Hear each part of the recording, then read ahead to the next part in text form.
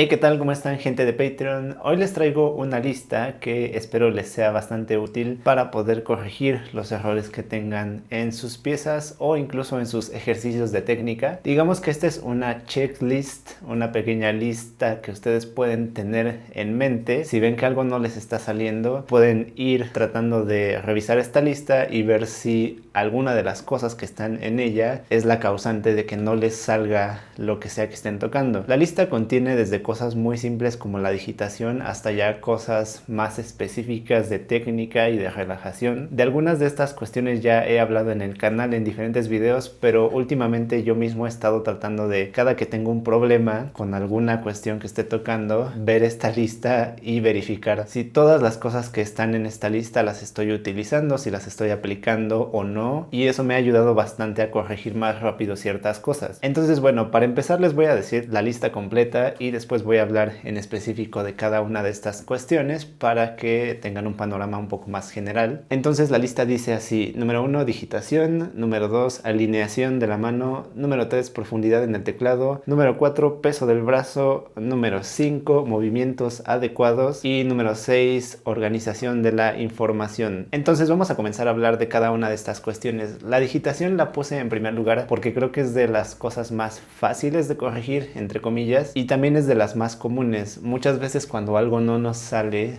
tiene mucho que ver la digitación que estamos ocupando. Una digitación incorrecta puede ser la diferencia entre que algo te salga o no te salga, e incluso puede ser la diferencia entre que te sientas más o menos cómodo con un pasaje y que sientas que realmente fluye como mantequilla. Últimamente yo, por ejemplo, había estado tocando una sonata de Mozart, la sonata en la menor, y en algunas partes sentía que como que sí me salían, pero de manera un poco incómoda. Estuve tratando de ver cómo cambiar ciertas digitaciones y ahora siento que están todavía mejor, está mucho más cómodo. Entonces los invito a que justamente, si ustedes tienen una pieza que sienten en algún lugar alguna incomodidad, que tal vez incluso hasta sí les sale, pero ustedes sienten que les sale como con dificultad, como tensándose, verifiquen si no hay alguna otra opción de digitación que pueda ser mejor a la que sea que estén utilizando. No siempre se puede cambiar de digitación, a veces simplemente tenemos que practicar de cierta forma o ver alguno de los otros elementos de la lista, pero sí es muy común que algo no salga simplemente por los dedos que estamos utilizando para tocarlo. Y les doy un ejemplo de este tipo de cosas en la sonata que les decía. Entonces, en la sonata en la menor de Mozart hay una parte en la que la izquierda hace...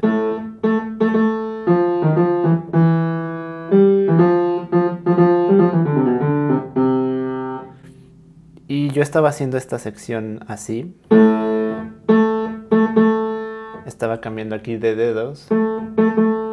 3, 2, 1. Pero descubrí que me era más incómodo hacer eso ya a la velocidad que hacer simplemente 3 y luego 3, 1. No sé, como que la misma posición de la mano y el hecho de que el pulgar ya esté abajo del 3 hace mucho más fácil esto que esto.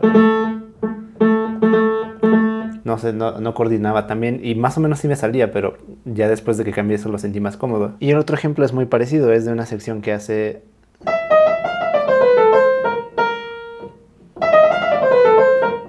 Yo antes estaba haciendo... hacía 3, 2, 3... y después lo cambié por 3, 2, 1...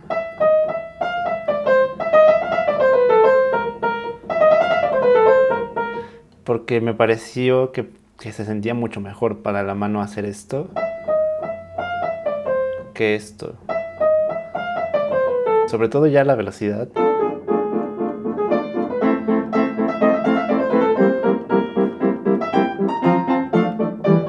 Era mucho más cómodo. Pero bueno, entonces ya saben, chequen su digitación. Segunda cuestión que es muy común que suceda cuando algo no nos sale, y aquí entramos ya a las cuestiones que tienen que ver con la técnica. Es muy común que cuando uno se tensa, nuestra mano no esté alineada. Este concepto de alineación es muy simple. Esta línea que tiene nuestro brazo y mano normalmente se tiene que conservar lo más posible cuando estemos tocando en el piano. Si ustedes están tocando algo y su muñeca está así, si rompen esta alineación, es muy probable que les cueste más trabajo tocar lo que sea que estén haciendo. Y hay ocasiones en las que esto pasa justamente por una mala digitación. Por ejemplo, cuando tocas pulgar en teclas negras, a veces por estirarte para alcanzar con el pulgar la tecla negra, tu mano hace esto. Y eso no quiere decir que no se deba utilizar nunca pulgar en tecla negra, pero si tenemos alguna otra opción de dedo, probablemente sería mejor cambiar la digitación para que esto no pase. Y si no tenemos de otra y tenemos que utilizar el pulgar, hay que cuidar que no nos pase esto. Y voy a aprovechar aquí para hilar esto con la siguiente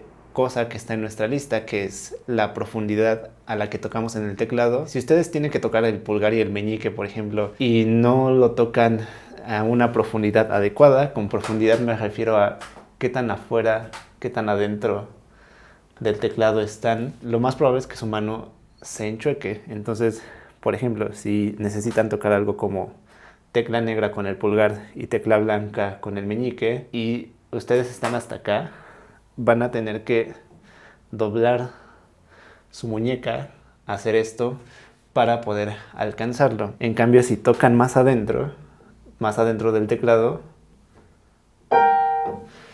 va a ser más fácil que su mano se mantenga en línea recta. Entonces, como ven, algunas de estas cuestiones están muy relacionadas y hay ciertas cosas que incluso no nos salen a veces porque hay varios elementos que no están funcionando bien. Ahora, una pequeña observación: normalmente también es más difícil, en cierto sentido, tocar más adentro del teclado a una mayor profundidad porque esta área es más pesada, las teclas se vuelven más pesadas, pero eso no significa que haya que evitar esa área.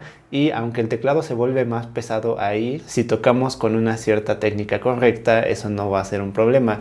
Ahorita vamos a hablar de otra cuestión que tiene que ver con esto. Igual nada más les hago la observación de que, por ejemplo, en algunos teclados eléctricos sí sucede que ya cuando quieres tocar acá adentro no se puede tanto. Si el teclado no es tan bueno, puede ser que incluso ni siquiera puedas presionar ya realmente la tecla. En un instrumento de más calidad o en un piano, aunque toques hasta acá,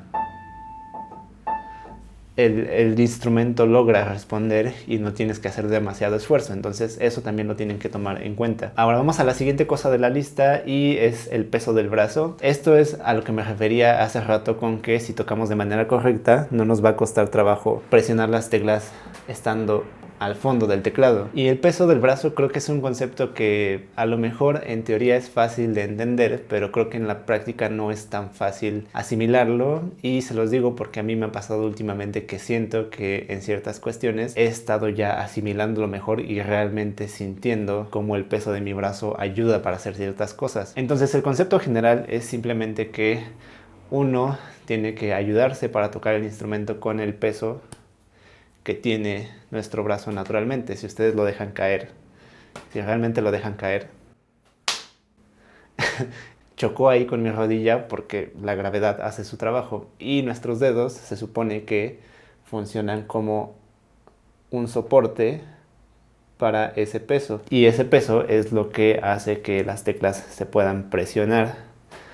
Ahora, esto no quiere decir que nunca ocupemos los dedos, la movilidad de los dedos, pero hay muchas cosas para las que el peso del brazo ayuda mucho. Por ejemplo, a veces cuando estamos tocando con estos tres dedos que son muy débiles, ayuda el que lo hagamos no solamente tratando de mover estos dedos, sino apoyándonos en ellos un tanto, apoyando el peso del brazo en ellos. En algo así, por ejemplo, normalmente las primeras notas de esas 5 que toqué no salen bien, porque las toqué con estos tres dedos, pero las otras a veces no suenan, a veces pasa esto, suena un poco mucho en lugar de...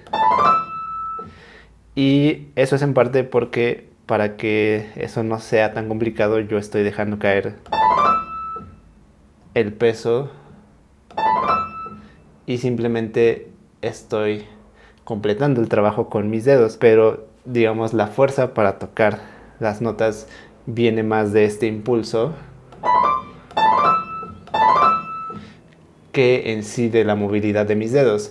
Sí son las dos cosas un poco, pero a veces si no ocupamos ese peso cuesta trabajo tocar. Y en el caso que les decía hace rato de tocar adentro del teclado, si nosotros realmente ocupamos lo que pesa nuestro brazo, no resulta complicado tocar aquí, aunque la tecla esté más pesada, porque Si ustedes tan solo ponen su mano ahí, muerta, y descansan todo el peso de esto aquí, las teclas se presionan porque su brazo pesa mucho más de lo que se necesita en realidad para presionar una tecla. Pero bueno, vamos al siguiente punto. El siguiente punto es algo extenso y ahorita les voy a mencionar, digamos, algunas cuestiones muy específicas, pero bueno, nuestro siguiente punto es utilizar movimientos adecuados para tocar. Saber cuáles son los movimientos adecuados no es a veces tan sencillo, pero sí hay ciertos movimientos que son muy básicos. De algunos de ellos también ya he hablado en mi canal, se los menciono. Existen movimientos de rotación, existen movimientos circulares, existe el movimiento de guiar con el brazo o acompañar con el brazo, como mejor les guste, y les doy un par de ejemplos de cada una de estas cosas. El movimiento de rotación funciona muy bien cuando tienes un patrón en el que tienes una nota grave y una nota aguda, por ejemplo.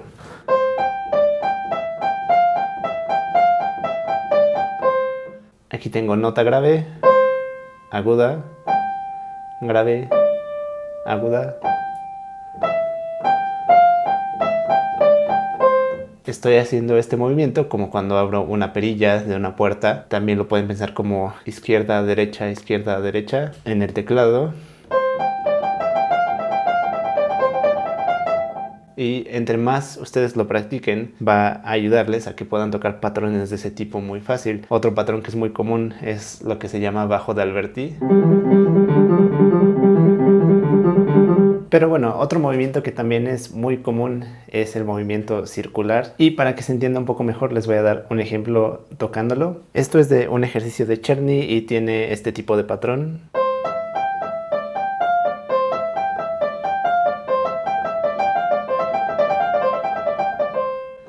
Y si nosotros intentamos tocar eso solo con los dedos, sí es posible, pero es un poco más incómodo que si haces este tipo de movimiento.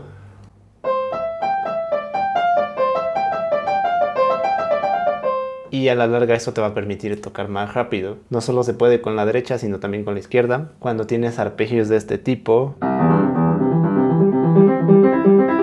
también haces una especie de círculo que te ayuda a ir avanzando.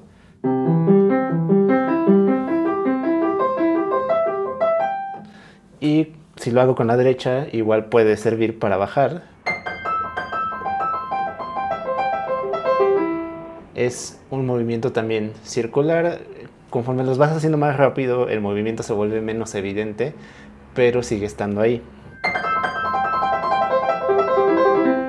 Y finalmente, un último movimiento que también es muy común es el acompañar con el brazo. Esto, por ejemplo, cuando tienes escalas que van hacia arriba o hacia abajo a lo largo de un área grande del teclado, puede ser muy útil, especialmente si quieres ir rápido. Y se trata de tener la sensación de que te estuvieran jalando un tanto el brazo. Por ejemplo, si vas hacia acá, que no solamente sean tus dedos los que tocan, sino imaginar como si te estuvieran empujando el brazo o te lo estuvieran jalando, porque eso ayuda un tanto a que el movimiento también sea más sencillo y que el trabajo no solo hagan una vez más solo los dedos. Es algo así. Esto es más difícil observarlo que los otros movimientos, pero es un tanto una sensación de que no está fijo tu brazo, sino de que está jalando hacia la dirección en la que quieres ir. Y bueno, ya para terminar, el último punto de nuestra lista tenía que ver con la organización de la información. Y el ejemplo más común que tenemos de esto es cuando organizamos ciertas cosas en acordes. Por ejemplo, este preludio de Bach.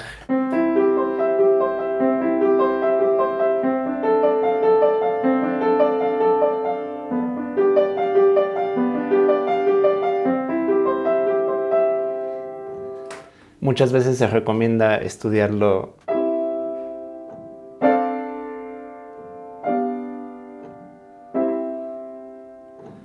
por acordes para no estarlo memorizando nota por nota, y eso incluso ayuda no solo a la memoria, sino también a que técnicamente las cosas sean más fluidas. Pero esto es solo un ejemplo. Hay muchas ocasiones en las que uno está tocando algo y a veces el problema no está tanto en alguna cuestión de las otras de la lista, en alguna cuestión técnica, sino que a veces eso ya está, pero la forma en la que tú tienes organizada en tu cabeza la información de lo que estás tocando no es la ideal. Especialmente cuando tienes patrones muy largos en notas rápidas, ese tipo de cosas es bueno fragmentarlas y tratar de no solo tocarlas fragmentadas, sino mentalmente tener muy claro hasta dónde llega cada fragmento que estás utilizando. Este ejemplo ya se los he dado en alguna transmisión, pero cuando tienes patrones así,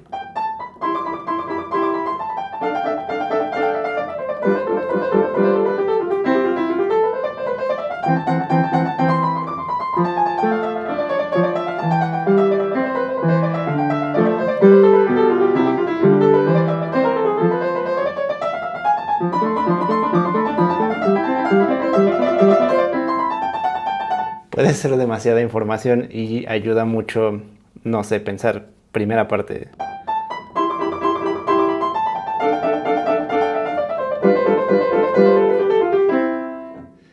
Y luego segunda parte. Y luego, no sé, tercera parte. Cuarta parte. Y así te puedes ir sucesivamente fragmentando en donde tú quieras. Y puedes fragmentar cuando cambia el patrón, puedes fragmentar cuando llegas a un punto bajo y después comienzas a subir. Lo importante es que tengas una referencia para no perderte entre tantas notas. Pero bueno, hasta aquí llega este video. Espero que les sirva esta lista. Les recomiendo que si tienen algo en particular que no les esté funcionando, algo que no esté saliendo, algo en lo que se sientan muy atorados, o incluso aunque no se sientan muy atorados, pero si hay algo que estén tocando y que sí sale, pero sale así como a la fuerza, verifiquen si hay algo en esta lista que puedan aplicar para que salga de una manera un poco más sencilla y que no estén sufriendo tanto con lo que sea que estén tocando. Pero bueno, nos vemos en el video del próximo mes y mientras tanto en los demás videos del canal. Espero que estén bien. Hasta la próxima.